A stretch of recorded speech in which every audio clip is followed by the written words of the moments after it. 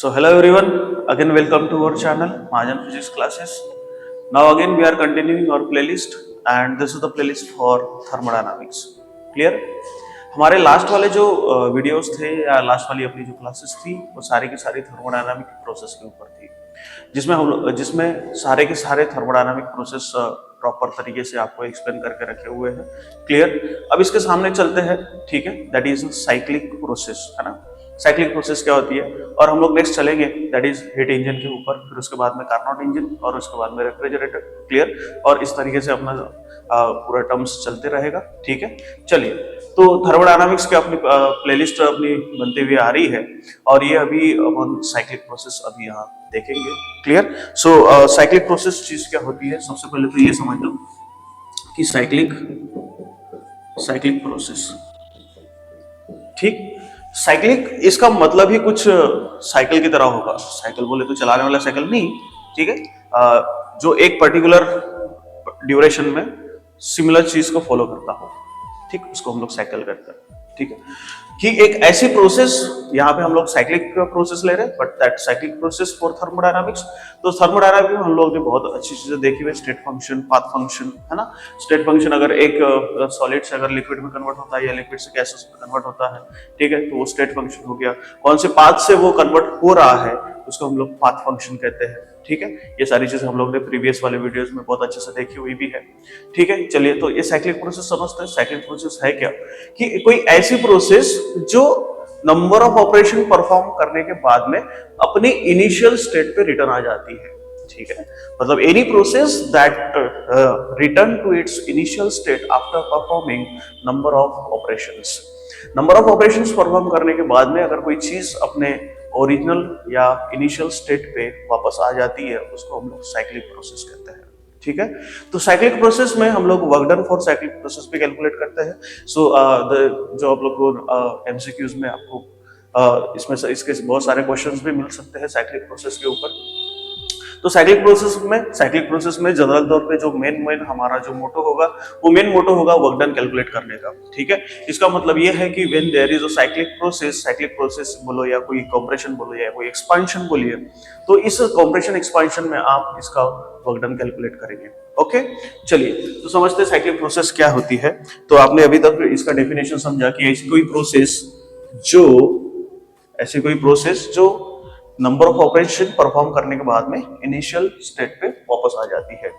ठीक है, उसको हम लोग साइक्लिक प्रोसेस कहते हैं. मान के चलिए कि अभी ये हमारा पीवी इंडिकेटर है. पीवी इंडिकेटर में हम लोग लेंगे यहाँ पे वॉल्यूम. ठीक है, और यहाँ हम लोग लेंगे प्रेशर. ठीक है, चलिए. अब यहां से अगर मैं कंप्रेशन लूं या एक्सपेंशन लूं, तो कंप्रेशन एक्सपेंशन लेने के दो तरीके हो सकते हैं. ठीक है, पहला तरीका ये होगा कि आप इसको क्लॉकवाइज ले सकते हैं, है ना. पहला तरीका कि पहले तरीके में आप इसको क्लॉकवाइज ले सकते हैं. ठीक है, दूसरा तरीका ये होगा कि आप उसको एंटी क्लॉकवाइज ले सकते हैं. ठीक है,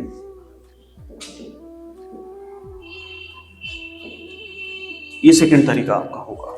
ठीक है, चलिए. पहला तरीका क्लॉकवाइज और दूसरा तरीका एंटी क्लॉकवाइज. पहले तरीके में मान के चलिए कि A is your initial state, है ना. इसमें हम लोग इसका साथ में वर्क डन भी लेंगे. A is your initial state. तो अगर A इनिशियल स्टेट है तो यहाँ मैं P1 ले लूँ, है ना, प्रेशर. ठीक है, और यहाँ से मैं P2 ले लूँ, सॉरी यहाँ नीचे लूंगा तो वॉल्यूम एक्सिस है, तो यहाँ मेरा V1 हो जाएगा. ठीक, इतना क्लियर. अब A से मान के चलो क्लॉकवाइज में ले रहा हूँ, क्लॉकवाइज तो ऐसे ही घूमेगा आपका. ठीक है, so this is a clockwise process. ये आपकी क्लॉकवाइज प्रोसेस हो जाएगी. तो जैसे ही A से लेके मैं B तक चला, so if I am going to B, ऐसे ढंग से ये अगर हो जाता है. ठीक, अगर ये ऐसे ढंग से कुछ एक्सपेंशन हो जाए, ठीक है, तो ये आपका एक्सपेंशन कर्व हो गया. तो हम लोग यहाँ ले सकते हैं, क्या लेंगे हम लोग, एक्सपेंशन. ठीक है, सो एक्सपेंशन क्या हो रहा है, A is your initial state. ये आपकी A इनिशियल है, initial state, and B is your final state. B आपका फाइनल स्टेट है. ठीक है, ड्यूरिंग कंप्रेशन B इनिशियल हो जाएगा और A फाइनल हो जाएगा. ठीक है, एक्सपेंशन में A इनिशियल है, B फाइनल आपका. अब यहां से फिर से इसके कोऑर्डिनेट्स में ले लो B के. B तो यहाँ पे V2 हो जाएगा. ठीक है, और यहां से कुछ ले लूं मैं, सो दिस इज माय P2. ठीक है। अब देखिए कि अगर मैं वर्क डन निकालूं, अब तो ये साइक्लिक प्रोसेस हुआ नहीं। क्यों नहीं हुआ? क्योंकि ए से लेके बी पे गया, बी से लेके ए तक जब आएगा तब साइक्लिक प्रोसेस कंप्लीट होगा। But during the clockwise procession, तो अगर हम लोग इसका अगर वर्क डन कैलकुलेट करो तो work done is equal to क्या होगा कि जो एरिया अंडर दिस कर्व, ये कर्व के नीचे वाला एरिया, मतलब area under the curve is the work done. इसका पूरा वर्क डन वही होगा। ठीक है। तो अगर मैं इसका वर्क डन ले लूं, ठीक है, एक्सपांशन के लिए, क्लॉकवाइज प्रोसेस के लिए, अब मैं इसका एक्सपांशन, ये वर्क डन इधर ले लेता हूं क्योंकि मैंने एक्सपांशन इधर लिया है। ठीक है, चलिए तो समझते हैं। तो इसका वर्क डन क्या होगा? Work done is area covered under this curve. ये कर्व के नीचे का एरिया पूरा आ जाएगा। ठीक है, तो ये होगा ए। मैं इसको कोई ए से लेके बी में गया है तो मैं मान के चलूं ये पाथ सी है, via path C. So if this process, that is expansion process, is from initial state that is A to final state B via path C, ठीक। तो इसका अगर मैं वर्क डन ले लूं, ठीक है, work done from A to B कर ले हम लोग, work done for A to B। So this is A C B B2 B1 A, ये पूरा का पूरा ये आपका एरिया हो जाएगा। ठीक है, so that is called as work done for this one. So this is work done for what? This is for expansion. So this is A C B, A C B B2 B1 A, A C B B2 B1 A।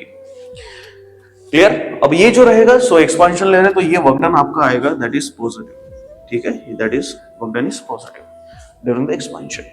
ये आपका expansion के लिए work done हो गया। ठीक है, चलिए समझ में आ गया। ठीक है, अब ये अगर चीज हम लोग क्लॉकवाइज चल रहे हैं, सो ए से लेके बी में now we are taking that is compression. ठीक है, अब मैं यहां से कंप्रेशन ले लूं तो कंप्रेशन कुछ इस ढंग से होगा। ठीक, सो दिस इज योर कंप्रेशन। ठीक है, कंप्रेशन का पाथ क्या होगा? वाया पाथ डी हम लोग लेके चलते हैं। ठीक, वाया पाथ डी। तो अब यहां से कंप्रेशन हम लोग ले रहे हैं तो कंप्रेशन क्या होगा आपका? सो दिस इज योर कंप्रेशन। ठीक, तो कंप्रेशन में आपका बी आपका इनिशियल स्टेट हो जाएगा, इनिशियल स्टेट है ना। So B is your initial state, via A is your final state. ठीक, कंडीशन थोड़ी रिवर्स हो जाएगी and there is a compression. तो अगर मैं कंप्रेशन ले लूं तो वर्क डन इसका अगर मैं ले लूं, so that is work done for B2A, है ना। So during this is for a compression, so compression के लिए वर्क डन क्या होगा? That is B D A V1 V2 B।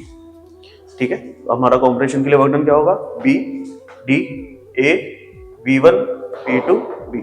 ठीक है, तो वर्क डन क्या हो जाएगा मेरा? ये वर्क डन मेरा कंप्लीट क्या हो जाएगा? This is B D A V1 V2 B। So this is for work done for compression। ये वर्क डन आपका कंप्रेशन के लिए हो जाएगा। ठीक है, चलिए अब क्लॉकवाइज के लिए थोड़ा सा कुछ कंसेप्ट है तो हम लोग वो समझ लेते हैं कि फॉर अ क्लॉकवाइज सेंस, तो क्लॉकवाइज के लिए this is your expansion curve and this is your expansion curve, this is your compression curve. If the expansion curve is lies above the compression curve, ठीक है, in clockwise direction में क्या होगा कि आपका जो एक्सपांशन कर्व होगा, so that is expansion curve is lies above, है ना, lies above this compression curve. So when this expansion curve is lies above the compression curve, तो ये जो अगर आपका WAB है, so work done for A to B, so work done for A to B is your positive work done. ठीक है, work done for A to B and work done for B to A is your work done आपका negative हो जाएगा। और जैसे ये negative हो गया, अगर मैं टोटल वर्क डन निकाल दूं तो total work done is equal to work done for A to B plus work done for B to A। ठीक है, दोनों का एडिशन, और दोनों का एडिशन हम लोग लेंगे तो work done for B to A तो आपका नेगेटिव में है। So this is total work done is equal to how much? So total work done is equal to this is AC B V2 V1 A and this is plus and this work done is minus, so this is B D A V1 V2 B। Clear? चलिए तो अब थोड़ा सा समझ लेते हैं कि भैया मेरा साइक्लिक प्रोसेस के लिए टोटल वर्क डन क्या होगा। ठीक है, तो अभी जैसे हमने कंप्रेशन हम लोग ने लिया हुआ है B D A V1 V2 B। ठीक है, सो कंप्रेशन के लिए अगर मैंने वर्क डन लिया है B D A V1 V2 B। ठीक है, सो जब अगर हम लोग एक ही पाथ अगर ले रहे हैं तो वर्क डन उसके area which is cover under the curve curve के नीचे जितना भी एरिया आएगा वो उसका वर्क डन होगा, ठीक है। अब देखिए आप ड्यूरिंग दिस एक्सपेंशन, ठीक है, ड्यूरिंग दिस एक्सपेंशन ये पूरा आपका वर्क डन हो गया, ठीक, और ड्यूरिंग द कॉम्प्रेशन ये पूरा आपका वर्क डन हो गया, ठीक है।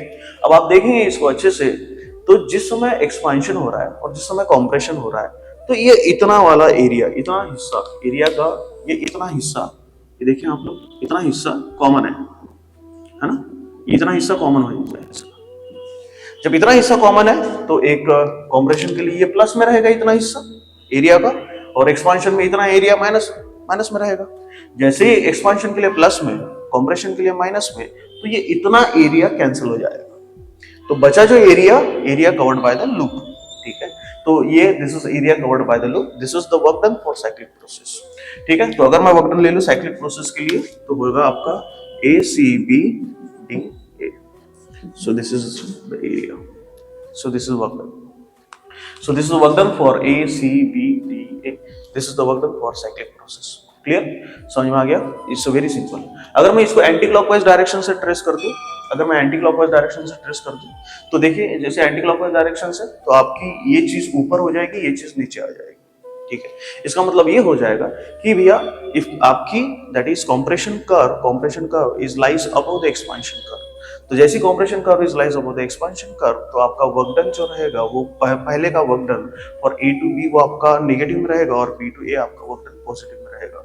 और जिस ढंग से हम लोग ने इसको सॉल्व किया है, बस उसी ढंग से वो सॉल्व होगा। ओनली द थिंग इज कि ये जो चीज यहाँ बनी हुई है उसकी अपोजिट चीज वहां बन जाएगी, क्लियर, ठीक है। This is the very simple terms for the cyclic process. उम्मीद करता हूं आपको ये पूरा का पूरा प्रोसेस आपको बहुत अच्छे से समझ में आ गया होगा, ठीक है। चलिए बहुत शुक्रिया आपका चैनल को वॉच करने के लिए, चैनल के साथ में बने रहने के लिए। Thank you to watching our channel, thank you so much. और next video is for heat engine, clear.